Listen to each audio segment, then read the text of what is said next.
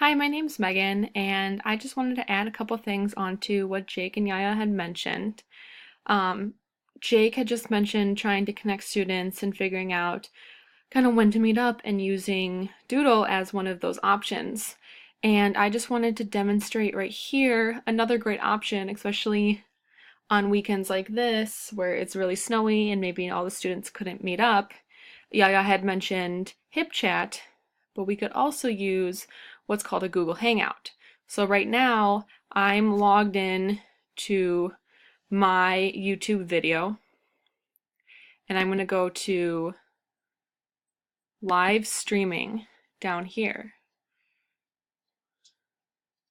I'm going to click events so I can create an event that later I can connect with other students. So I'm going to title this Snow Day Hangout. It's going to happen today. I'd like it public so that other students can join me. And I'm going to click Go Live Now.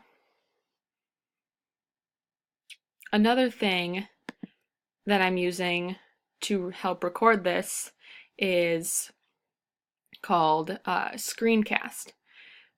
So that's also a good way in order to kind of show other students kind of what you're doing. That's always a good tool to use. Just getting this Google Hangout to start up. And this is a great tool to use to connect with those students, like Yahya had talked about. I'm going to switch this over to turn on camera right here.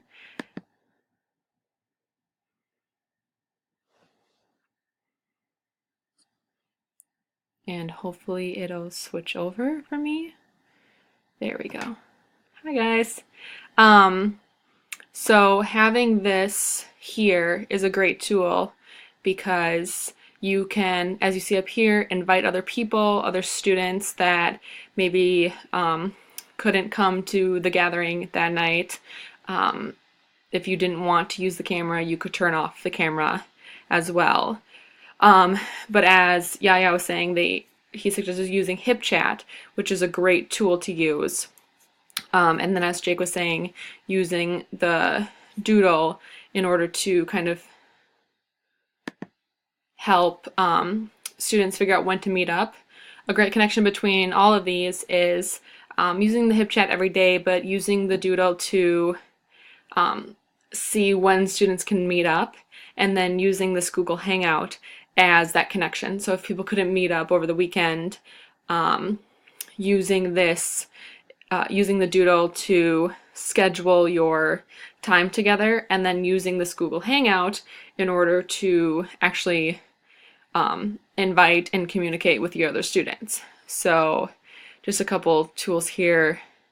If I wanted to add more people, I would invite them, as you can see up here.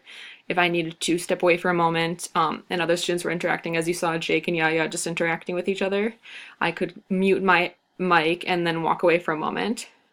If I needed to turn off my camera, I could do that as well, adjusting everything's settings. And then if Jake and Yaya still wanted to communicate, but I needed to leave for some reason, I could leave the call.